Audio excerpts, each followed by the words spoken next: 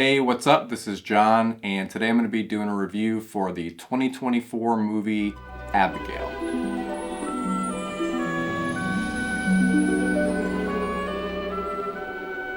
Just want to give everybody a heads up and a fair warning that this review is going to contain plenty of spoilers, so if you haven't checked this movie out yet and you want to go in cold, you may want to come back to this review after you've already checked it out.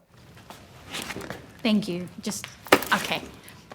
I really enjoyed the beginning of this movie. It starts out in this team of criminals for hire that we don't really know much about, and they don't know much about each other, and they're all brought together to kidnap this young ballerina named Abigail from her parents' mansion. They take her away and bring her to this other mansion where they have to wait there with her for a 24-hour period while they're waiting for this $50 million ransom.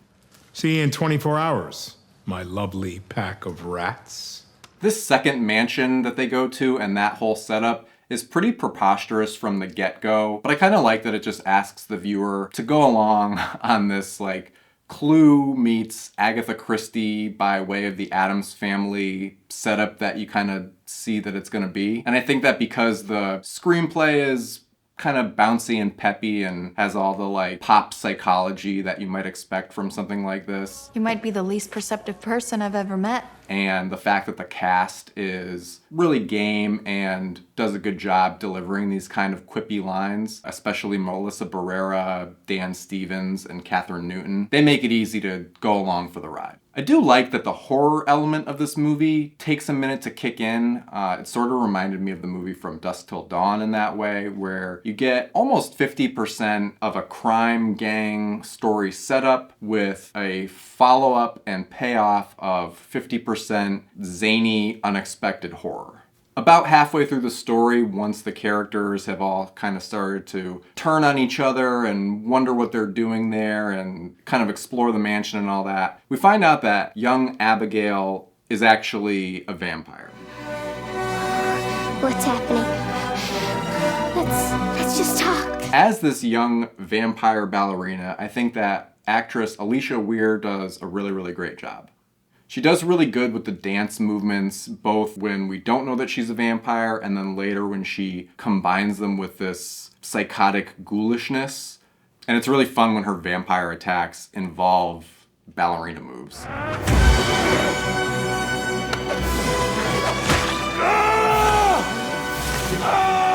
The movie does make a smart decision to kill off its most obnoxious character first. You got a boyfriend or something like that?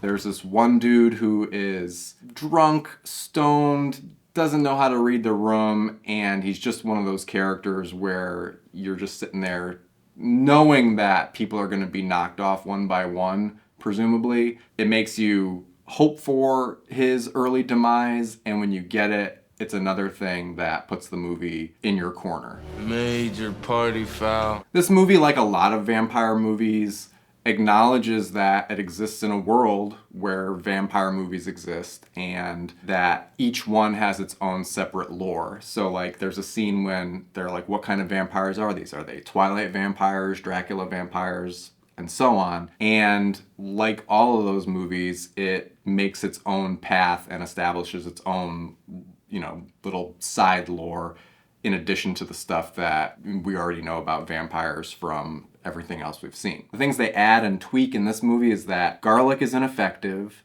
You are no longer a vampire after the vampire who turned you is destroyed. Works for me. And the most fun thing that they add in this movie is when you stab a vampire with a wooden stake, they instantaneously turn into goopy pasta sauce and explode everywhere.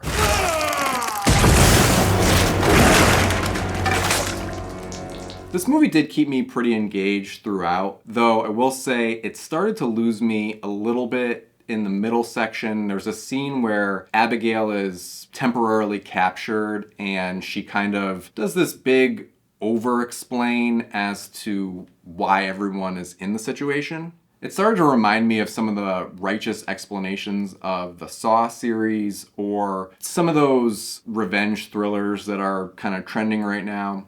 And while in this movie and others I enjoy some world building, I kind of only like it up to a certain point. And there's a lot of things where I just prefer that the mystery be kept alive a little bit longer. And the more this movie gets into specific reasons for things happening, the more it starts to lose me. I really like when a movie gives you just enough to let your imagination fill in the rest. And a lot of Abigail does do that, but in the second halves, it does start to lose that a bit. All right, y'all might want to hold on to something. It's about to get real accelerated in this bitch. Another thing that dings the movie a little bit for points in my book is that I think that the color palette in this movie is kind of boring. The whole thing has this golden brown color that's partially in the set design and lighting and is partially in the color grade. So I'm thankful that the story moves along pretty fast because honestly, when a movie doesn't have a ton of color in it, it's one of the first things that can put me to sleep. For instance, I saw the Han Solo movie in the theater and pretty much just conked out right away because the whole thing just looked kind of flat. Temperature's fine. Just drive.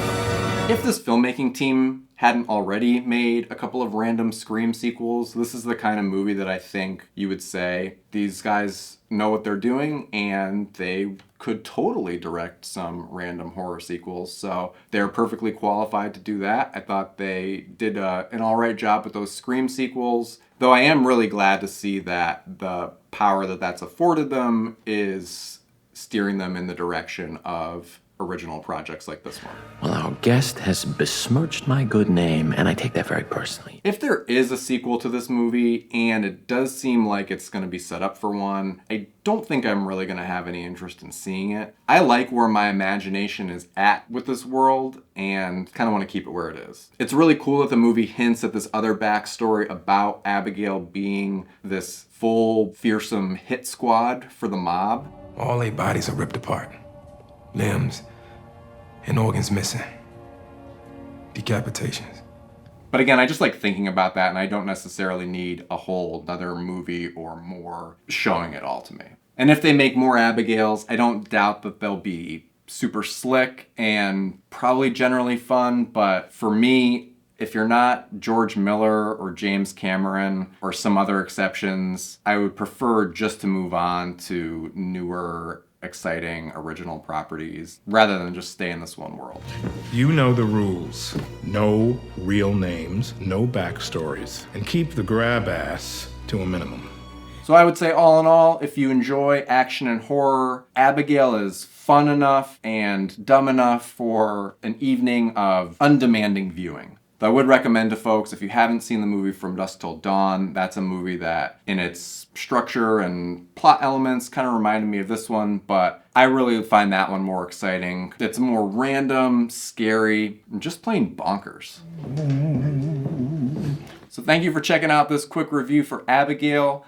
Please let me know in the comments below if you saw Abigail and what you thought of it. I'd love to hear it.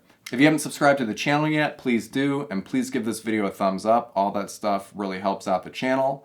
So again, thanks for watching, and I will see you next time.